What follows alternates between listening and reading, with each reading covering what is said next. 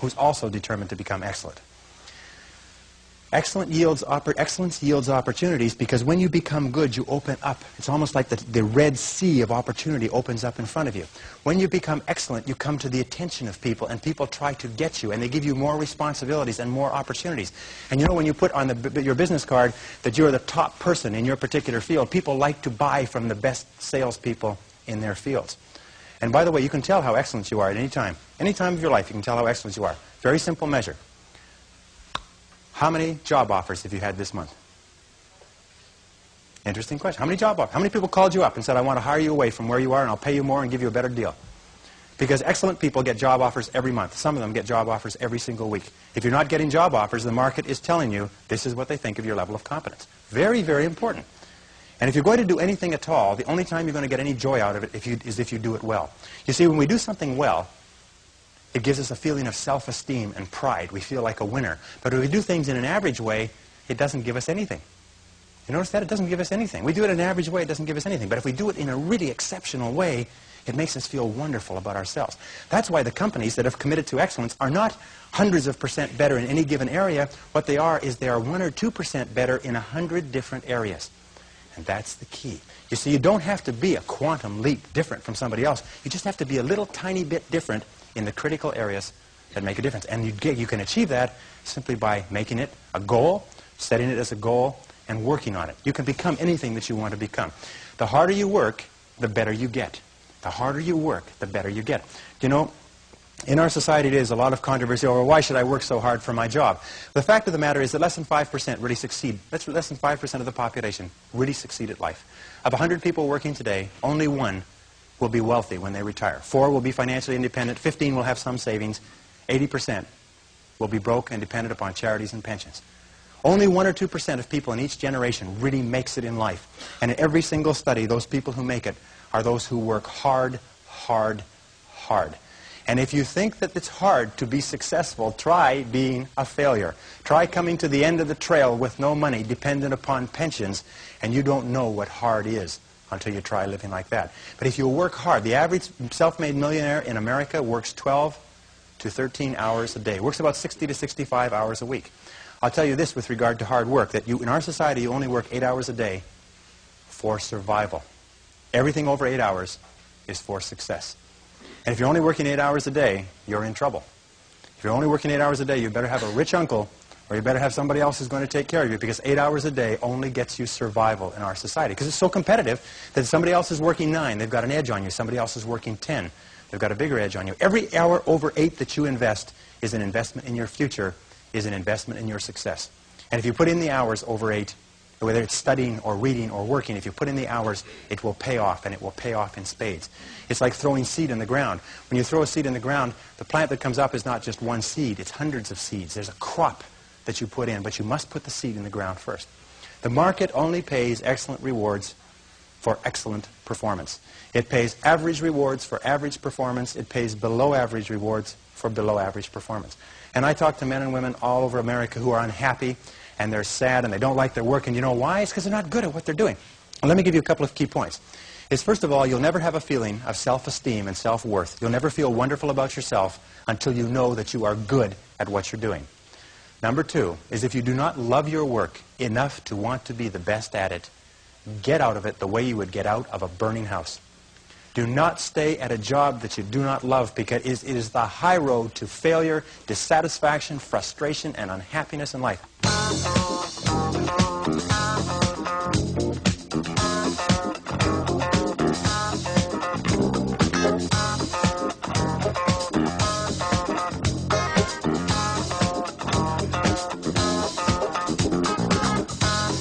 The next letter, C, stands for concentration.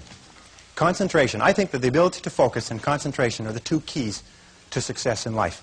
That the ability to focus clearly and know exactly what it is you want to accomplish, and the ability to concentrate single-mindedly on accomplishing that one thing without diversion or distraction are the keys to success. It's the number 1 key to effectiveness, is to be able to sit down and look at your work and use the 80-20 rule. Say to yourself, which is the 20% of the number of things that I have to do that account for 80% of the value of my work? And always work on the top 20%. You see, in life, there's never enough time to do everything, but there's always enough time to do the important things. Instead of doing what is fun and easy, which is what most people do. You know what they do? They make a list of everything they have to do, and then they start at the bottom of the list and they work on the irrelevant things. At the end of the day, they haven't got anything done.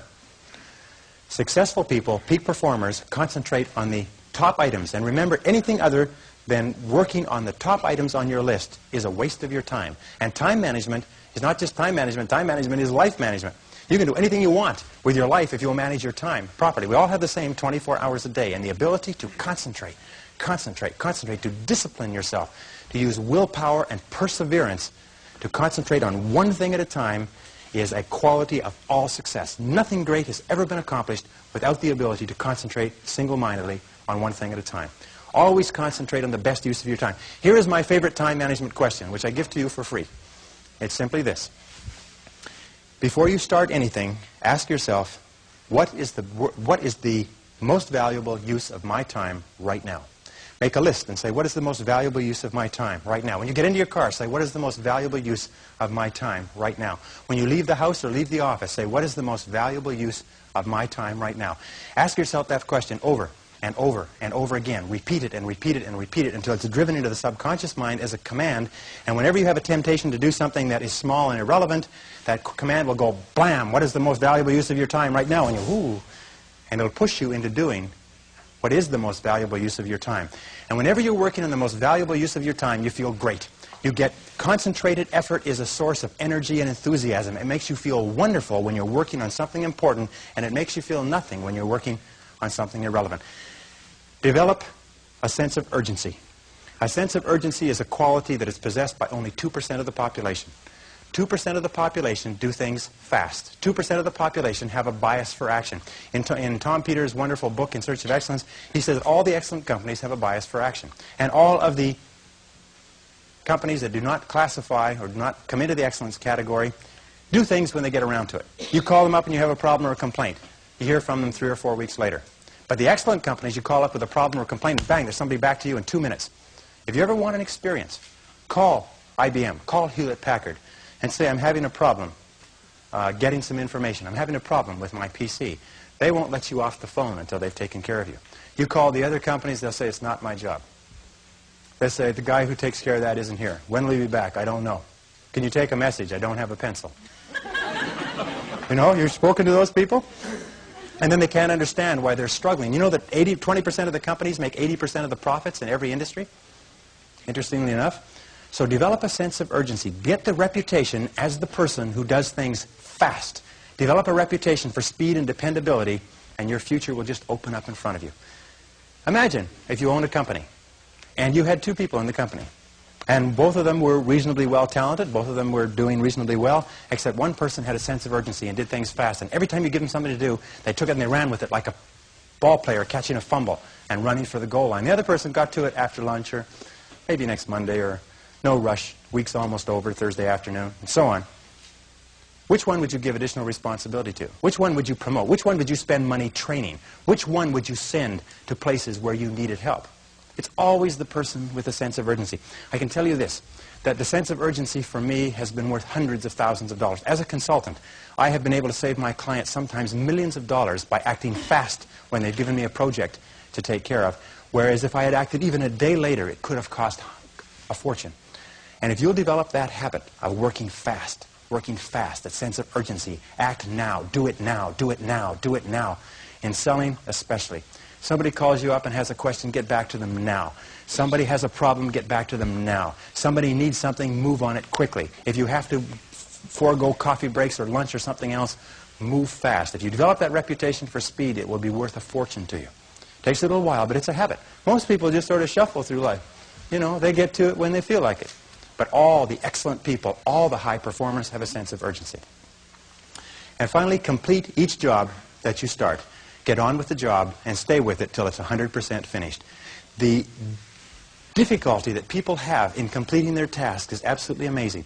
In a study amongst 106 chief executive officers last year, they were asked what qualities out of 26 would be most important in putting a person on the fast track to success in your company. And they agreed almost unanimously on 2 qualities. Number 1, the ability to set priorities, to determine what is relevant and separate it from what is irrelevant. And number 2 is a sense of urgency, the ability to get on with the job and get it finished fast.